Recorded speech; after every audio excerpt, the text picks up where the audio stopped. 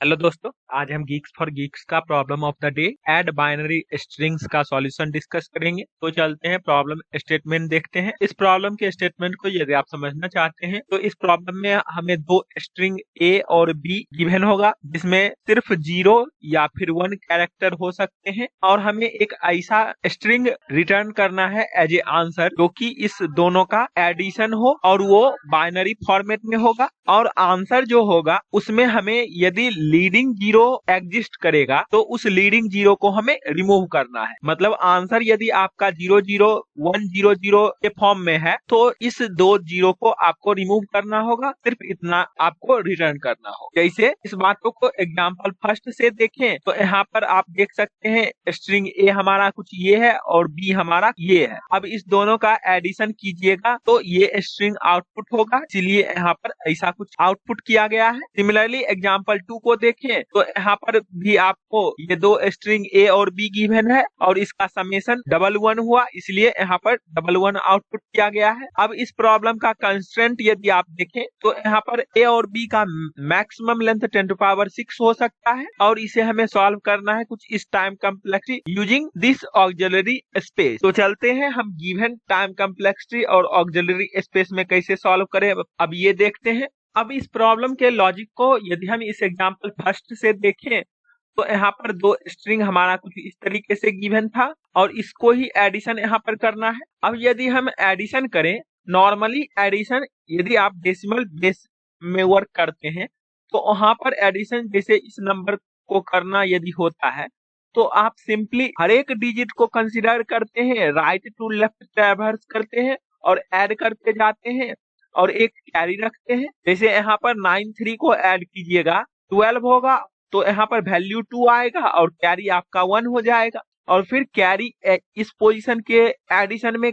Work करेगा और total यहाँ पर 8 + 2 + 1 होगा जो कि 11 होगा और यहाँ पर 1 वैल्यू आएगा और कैरी हमारा 1 ही रह जाएगा और फिर यहाँ पर 1 का कंट्रीब्यूशन होगा और फिर इसको ऐड कीजिएगा 11 होगा तो यहाँ पर 11 का 1 वैल्यू आएगा और कैरी आपका यहाँ पर 1 ही रह जाएगा। और लास्ट में जब पूरा काम हो गया उसके बाद हम कैरी जो आता है उसको यहाँ पर सिंपली लिख देते हैं। तो कैरी 1 था तो यहाँ पर कैरी 1 लिख देंगे।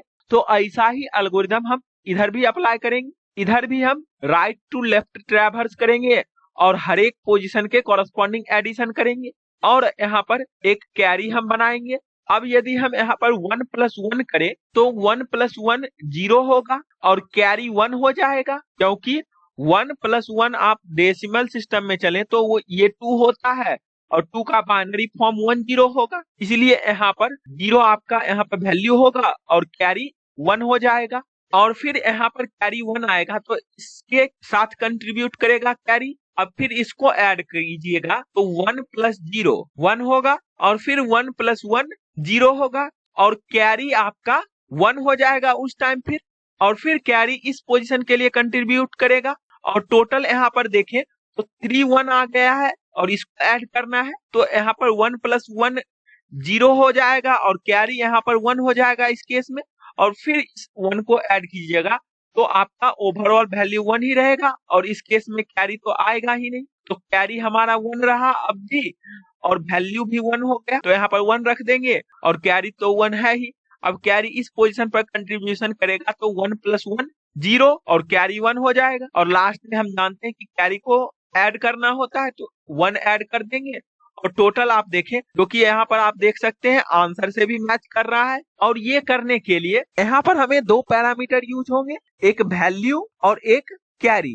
वैल्यू आप जानते हैं कि जब हम एडिशन कर रहे थे तो इस पोजीशन पर कौन सा 0 या फिर 1 वैल्यू आएगा उसको कंसिडर करेगा और ये कैलकुलेट करने के लिए मान लीजिए इसके इस पोजीशन का बिट का नाम हम ए रखे हैं और इस बिट का पोजीशन का नाम हम बी रख दें और कैरी हमारा सी है तो वैल्यू आपका ए जोड़ बी जोड़ सी होता है। ये बाय फार्मूला होता है और इसके एक्सप्लेनेशन यदि आप चाहते हैं तो नेट पे आप सर्च कर सकते हैं। हाफ एडर और फुल एडर क्या होता है और यहाँ पर हम फुल एडर का यूज करेंगे कंसेप्ट। और कैरी उस टाइम आपका ए एंड बी या फिर बी एंड कैरी या फिर कैरी एंड ए, इस तीनों का और ऑपरेशन कर देंगे तो वो हमारा कैरी आ जाएगा उस बिट के कॉरस्पॉन्डिंग, और इसी दोनों का हम यूज कर लेंगे कैलकुलेशन में। तो ये हमारा पहली अप्रोच हुआ। और दूसरी अप्रोच, आप ये जो वैल्यू और कैरी कैलकुलेट कर रहे हैं वो आप इफ एल्स कंडीशन से भी कैलकुलेट कर सकते हैं, और वो हम कोड में आपको एक्सप्लेन करेंगे। तो चलते हैं, अब हम ऐसा ही अप्रोच लगाएंगे अपने कोड में। यहाँ पर सबसे पहले हम जावा कोड डिस्कस करेंगे। यहाँ हमें ऐड बाइनरी फंक्शन की बिना इसे ही कंप्लीट करना है। यहाँ पर सबसे पहले हम आई और जे इंडेक्स जो है उसको ए के लेंथ -1 से इनिशियलाइज किया है, और जे को बी के लेंथ -1 से इनिशियलाइज किया है। और उसके बाद सी जो कैरी स्टोर करेगा उसका वैल्यू 0 रखा है। और फिर एक स्ट्रिंग बिल्डर एसबी नाम का बनाया है जो कि इस वैल्यू को स्टोर करेगा, और वो हमें राइट टू लेफ्ट स्टोर करेगा। और उसके बाद हम व्हाइल लूप रन करेंगे, i greater than equal to 0 and j greater than equal to 0। ये क्यों? मान लीजिए इस एग्जाम्पल में देखें तो यहाँ पर इस स्ट्रिंग का लेंथ 3 है और इसका तो देख सकते हैं 4 है। ये व्हाइल लूप हम इस दोनों को कंबाइन करने के लिए करेंगे, वही यहाँ पर हमने कंबाइन किया है। और दोनों के बिट के पोजीशन का वैल्यू क्या है वो हम A1 और B1 वेरिएबल में रखा है, और SB में जो उस पोजीशन के कॉरस्पॉन्डिंग वैल्यू आएगा उसका वैल्यू हम जानते हैं A1 B1 और C का जोड़ होता है, तो वही हम वैल्यू स्टोर कर देंगे और आई जे में डिक्रीमेंट कर देंगे बाय 1। और कैरी हमारा हो जाएगा जो A1 और B1 का एंड है वो या फिर B1 एंड C या फिर A1 एंड C। और उसके बाद यदि हमारे पास A का लेंथ या फिर B का लेंथ मतलब I का जो रेंज है वो 0 अब तक नहीं पहुंचा है, तब हमें फिर while लूप रन करना होगा, और ये हमारा I greater than equal to 0 तक रन करेगा। और इसके अंदर हम फिर A1 वेरिएबल में A का जो कैरेक्टर होगा उस पोजीशन पर 0 या फिर 1 उसको एक्सेस किए हैं, और उसको हम A1 और C के साथ जोड़ लिया है, और C में हम फिर A1 एंड C स्टोर कर दिया है और I में डिक्रीमेंट कर दिया। और उसके बाद हम फिर एक while लूप रन करेंगे इस jth इंडेक्स के लिए जो कि B स्ट्रिंग के कॉरस्पॉन्डिंग रन करेगा।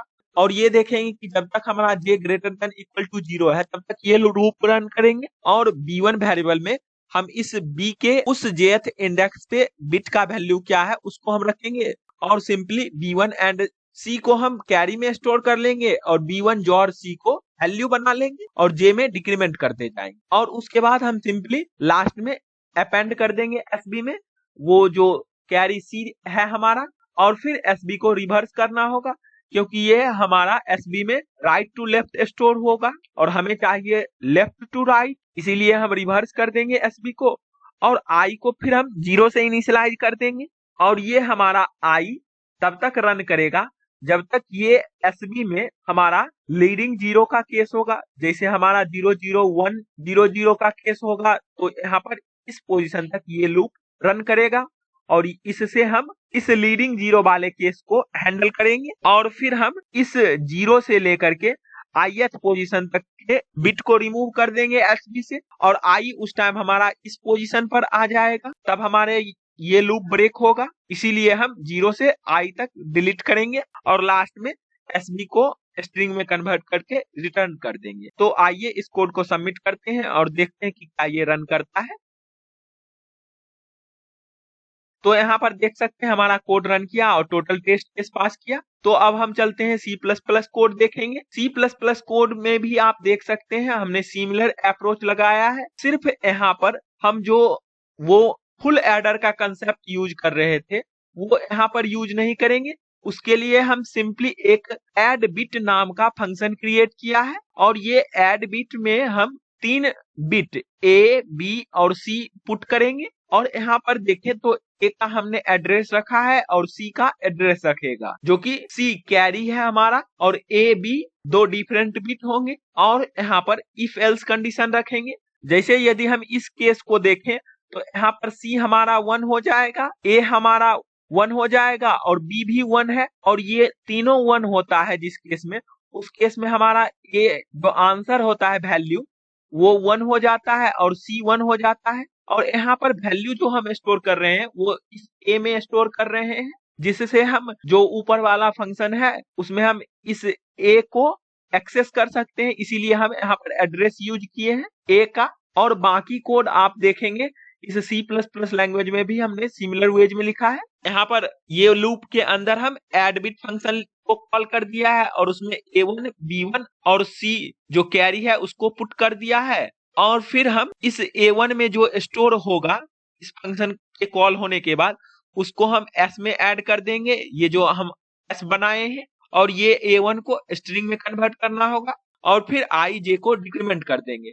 सिमिलरली ये लूप हमारा I greater than equal to 0 तक रन करेगा और ये J greater than equal to 0 तक रन करेगा। और यहाँ पर एड बिट फंक्शन में B1 के प्लेस पर हम 0 रख देंगे और यहाँ पर भी हम जो B बिट के लिए यूज कर रहे थे वो 0 रख देंगे और A1 की जगह पर B1 यूज कर देंगे, जिससे हमारा B1 के एड्रेस पर ये फंक्शन रन होने के बाद वैल्यू स्टोर हो जाएगा और हम सिंपली S में ऐड कर देंगे उस वैल्यू को, और उसके बाद सिंपली हम अपने कैरी को ऐड कर लेंगे S में। और उसके बाद यदि लीडिंग 0 का केस होगा तब हमें S को अपडेशन करना होगा और उसके लिए हम सिंपली एक आंसर नाम का स्ट्रिंग बनाया है और एक वैलिड वैल्यू फॉल्स से इनिशियलाइज किया है, और ये व्हाइल लूप तब तक रन करेगा जब तक हमारा I greater than equal to 0 रहेगा। और I को हम यहाँ पर S का जो लेंथ आएगा उसमें हम 1 से डिक्रीमेंट करके रन करेंगे, क्योंकि S जो हमारा होगा वो रिवर्स ऑर्डर में होगा और उसे हमें लेफ्ट टू राइट फॉर्म में अरेंज करना होगा, इसीलिए हम यहाँ पर व्हाइल लूप राइट से रन कर रहे हैं। और यदि S ऑफ I 1 हो जाता है उस टाइम हम इस वैलिड को ट्रू कर देंगे और वैलिड ट्रू होते ही उस पोजीशन के बाद हमारा आंसर में एडिशन स्टार्ट हो जाएगा S ऑफ ith इंडेक्स पे जो वैल्यू रहेगा, और I में डिक्रीमेंट करते जाएंगे और लास्ट में इसी आंसर को रिटर्न कर देंगे यहाँ पर। तो इस कोड को भी सबमिट करते हैं इस लैंग्वेज में और देखते हैं कि क्या ये रन करता है।